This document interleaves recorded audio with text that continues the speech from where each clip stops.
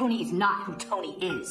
दोस्तों हमारी आज की कहानी बहुत ही ज्यादा गर्म और हॉट है, जिसे देख के आपका भी टुनटुना जग उठेगा। सो मूवी को ध्यान से और संभल के देखना। लेकिन दोस्तों मैं आपको बता दूं, ये मूवी की स्टोरी थोड़ी वियर्ड है, जो हमारे देश के कल्चर के हिसाब से बिल्कुल भी सुटेबल नहीं है। दोस्तों हमारी आज की कहानी एक लड़के के बारे में जो होमोसेक्सुअल होता है, लेकिन उसकी मदर उसे सेक्स करना सिखाती है। सो अब इंट्रो काफी हुआ, चलिए आते हैं वीडियो पर दोस्तों वीडियो पे आने से पहले आपसे एक रिक्वेस्ट है कि आप लोग अपनी वीडियो देखने का रिस्पॉन्स जरूर दें, वीडियो को लाइक या डिसलाइक करके, या फिर अपने ओपिनियन कमेंट में देके। हमारी मूवी का नाम है सेवेज ग्रेस, जो साल 2007 में रिलीज हुई थी। मूवी के स्टार्ट में हम बारबरा नाम की काफी ब्यूटीफुल लेडी को देखते हैं, साथ ही उसके हस्बैंड ग्रूक को देखते हैं। इन दोनों का एक बेटा भी है जिसका नाम टोनी है, लेकिन ग्रूक अपने बेटे टोनी को ज्यादा प्यार नहीं करता। वहीं उसकी माँ बारबरा टोनी को काफी प्यार करती है। अब ये दोनों लोग एक पार्टी में जाने के लिए रेडी होती हैं, लेकिन अपने बेटे के देखभाल के लिए वो मेड को घर पर ही रोक के जाते हैं। अब पार्टी में आने के बाद यहाँ के सारे आदमी बारबरा को ही देखते हैं, क्योंकि बारबरा सचमुच काफी हॉट एंड सेक्सी लग रही थी। फिर फाइनली बारबरा एक टेबल पर बैठ जाती है और अपने दोस्तों के साथ डिनर करती है, जहाँ बारबरा अपनी एक फ्रेंड सुमन से पूछती है क्या वो $10 मिलियन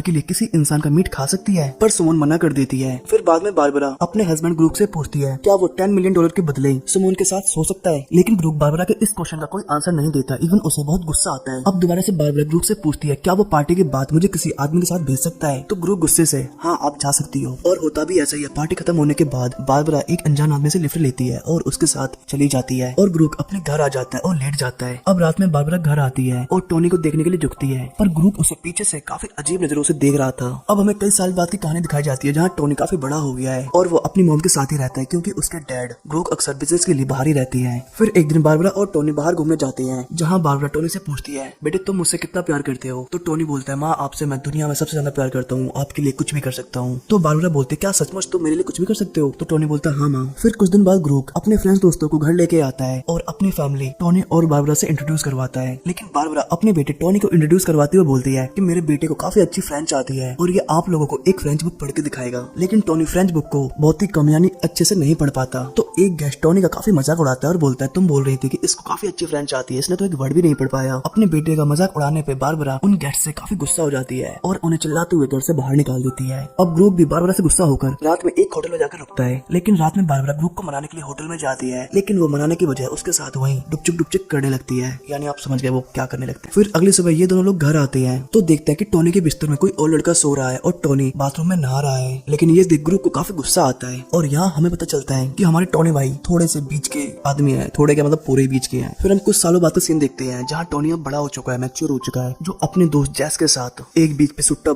बार यानी एंजॉय कर रहा है और लड़कियों को ताड़ रहा है। फिर अगले दिन टोनी को उसे बीच पे ब्लैंका नाम की एक हॉट बंदी दिखाई देती है और ये दोनों लोग बात करते हैं, और बात करते हुए वो टोनी के साथ काफी क्लोज हो जाती है। फिर अगले दिन वो ब्लैंका के बारे में अपने पेरेंट्स को बताता है, तो बारबरा सोचती है कि फाइनली मेरा बेटा माचो मैन बन गया और वो भी अब पिचकारियों की धार मारेगा, और इसलिए बारबरा टोनी के इस कारनामे से काफी खुश होती है। वाह बेटा वाह, मौज कर दी। अब नेक्स्ट टोनी के पेरेंट्स ब्लैंका से मिलते हैं और उसे लेके पार्टी करने के लिए एक बार में जाते हैं, लेकिन पार्टी में ग्रुप ब्लैंका पर डोरे डालता है, यानी अपने बेटे की गर्लफ्रेंड पर डोरे डालता है। जी हाँ। फिर रात को ये चारों लोग एक होटल में रुकते हैं, जहाँ टोनी और ब्लैंका एक ही रूम में सोते हैं, और रात को पहली बार टोनी भाई किसी लड़की के साथ डुपचुक करते हैं, लेकिन थोड़ी देर में उनकी पिचकारी की दम निकल जाती है और वो ठंडे पड़ जाते हैं। फिर कुछ दिनों बाद हम बारबरा को देखते हैं, जो किसी काम से एयरपोर्ट पे गई थी, पर वहाँ वो ग्रुप को ब्लैंका के साथ देखती है। तब बारबरा समझ जाती है कि ग्रुप और ब्लैंका का चक्कर चल रहा है, और ये गर्म सीन देख के वो गुस्से से वहाँ से निकल जाती है, और गुस्से की वजह से वो एक टैक्सी ड्राइवर के साथ अपनी गुल्लक के छेद में पानी भरवाती है और शांत होती है। फिर घर आ जाती है, पर यहाँ आके वो अलग ही नजारे देखती है। वो देखती है कि उसका बेटा टोनी अपने दोस्त जैक के साथ पलंग तोड़ रहा है, और ये देख के उसे काफी गुस्सा आता है। फिर कुछ दिनों बाद वो अपने बेटे टोनी को ग्रुप की सच्चाई बता देती है कि ग्रुप और तुम्हारी गर्लफ्रेंड ब्लैंका का नैन मटक्का चल रहा है। फिर कुछ दिनों बाद अकेला होने की वजह से बारबरा भी एक फ्रेंड बना लेती है, जिसका नाम सैम होता है, और वो उसी के साथ रहती थी, और सैम भी उसका काफी अच्छे से ख्याल रखता था, मतलब उसकी सारी जरूरतें पूरी करता था जो ग्रुप पूरा नहीं कर पाता था, समझ रहे हो ना। फिर नेक्स्ट टोनी भाई सैम से बात करते हुए